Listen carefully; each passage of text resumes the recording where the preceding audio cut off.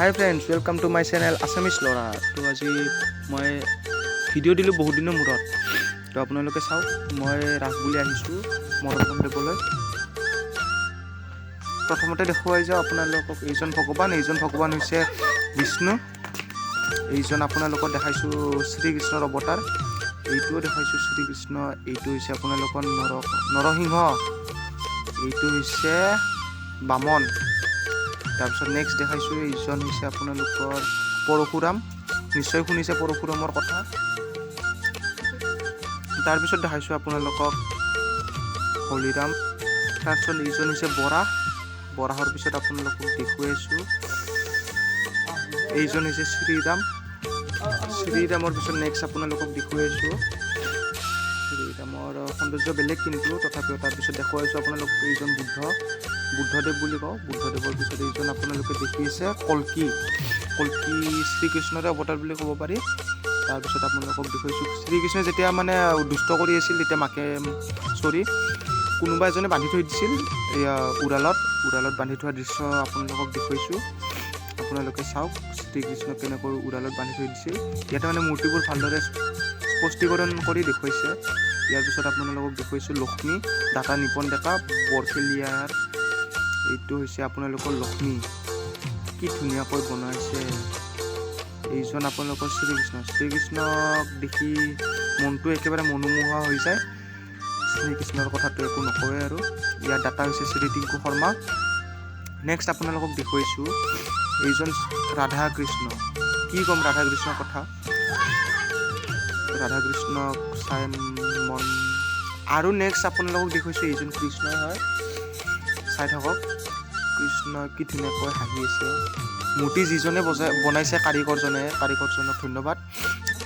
এইজন আপোনালোকক দেখুৱাইছোঁ শিৱটোক দেখি মানে এনেকুৱা লাগিছে সৰু শিৱ। যি কি নহওক ভালে বনাইছে। তাৰপিছত আপোনালোকক দেখুৱাইছোঁ এইজন হৈছে বিশ্বকৰ্মা বাবা কি যে। তাৰপিছত আপোনালোকক দেখুৱাইছোঁ এইজনী হৈছে সৰস্বতী মা আৰু অলপ বিদ্যা পালে ভাল আছিল। এইজন দেখুৱাইছোঁ আপোনালোকৰ সকলোৰে চিনাকি গণেশ বাবা। তাৰপিছতে আপোনালোকে দেখিব গৈছে এইজনী হৈছে লক্ষ্মী মা। এই লক্ষ্মী মা টকা পইচা অলপ বাধা দিওঁ। তাৰপিছত এইটো দেখাইছোঁ ৰাম, কৃষ্ণৰ অৱতাৰ হৈছে ৰাম। তাৰপিছত দেখাইছোঁ লক্ষ্মীৰ পিছতে আছে আপোনালোকৰ মহাদেৱ অলপ খাই শকত হৈ গৈছে চাগে, কৃষ্ণ মহাদেৱ। তাৰপিছত এইটো দেখাইছোঁ হনুমান, জিম নোযোৱাকৈ হনুমানৰ 6 পেক। এইজনী হৈছে দেৱী সৰস্বতী। তাৰপিছত আপোনালোকক দেখুৱাইছোঁ বিশ্বকৰ্মা বাবা। তাৰপিছত আকৌ দেখিবলৈ পাইছে কৃষ্ণ। ইয়াৰ পিছতে এইটো আছে আপোনালোকৰ সৰস্বতী মা, দাতা হৈছে সঞ্জয় কুমাৰ। তাৰপিছতে দেখিব পাইছে ৰাধা কৃষ্ণৰ যোৰী। তাৰপিছত মহাদেৱৰ পিছত দেখুৱাইছোঁ আপোনালোকক দধিচুৰ কৃষ্ণই মানে মাখন চুৰ কৰিছিল। মাখনৰ আন এটা নাম দধি চাগে। ইয়াৰ পিছতে আপোনালোকক দেখুৱাবলৈ ওলাইছোঁ নাৰায়ণ দেৱতাৰ পিছত আছে শনি ভগৱান। এই শনি চনি যাতে কটা যায় আৰু ৰক্ষা কৰিব। ইয়াৰ পিছত আপোনালোকে দেখিব পাইছে কৃষ্ণই যেতিয়া গোবৰ্ধন পৰ্বত উঠাইছিল তাৰে দৃশ্য। গোবৰ্ধনৰ পিছত আছে বকাসুৰে যেতিয়া হাঁহৰ ওপৰত আহিছিল আৰু মুখ ফালি বধ কৰিছিল, তাৰে দৃশ্য দাঙি ধৰিছে। কাৰিকৰজনে কিন্তু ভাল বনাইছে। তাৰপিছত ইয়াৰ পিছত আছে হোলী, কৃষ্ণই মানে গোপিনীৰ লগত যেতিয়া হোলী খেলিছিল। ইয়াৰ পিছতে আছে শিৱ আৰু পাৰ্বতী, শিৱৰ আন এটা নাম হৰ চাগে। তাৰপিছত আছে বিশ্বকৰ্মা বাবা। বিশ্বকৰ্মাৰ পিছতে আকৌ আছে মহাদেৱ। এইটো হৈছে অঘাসুৰ বধ। এইটো আপোনালোকে দেখিব পাইছে কি ধুনীয়াকৈ বনাই থৈ দিছে গোপিনীৰ বস্ত্ৰ হৰণ কৰা দৃশ্য। কৃষ্ণ আছে সৌ গছজোপাৰ ওপৰত, গোপিনীসকলৰ বস্ত্ৰ হৰণ কৰিছে শ্ৰীকৃষ্ণই আৰু বাঁহী বজাই সকলোকে মন ভাল লগাইছে। ইয়াৰ পিছত এই কি ধুনীয়াকৈ বনাইছে।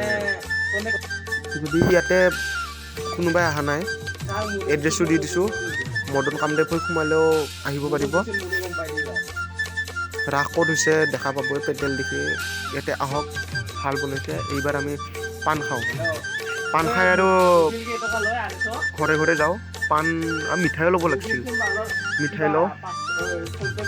এইজন হৈছে আমাৰ ধন দাদা, মাউজী দাদা দেখিব গৈছে। এইবাৰ আমি ল'লোঁ মিঠাই, মিঠাই অলপ লোৱাৰ পিছত আমি পূজা বাই বাই দিওঁ। এয়া খুৰমা, জিলাপি, টেষ্টি টেষ্টি জিলাপি, গৰম গৰম।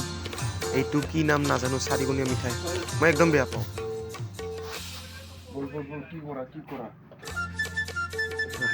Bye bye. যিসকলে মোৰ চেনেলটো ছাবস্ক্ৰাইব কৰা নাই কৰি ল'ব, লগতে এটা লাইক কৰি দিব। ধন্যবাদ।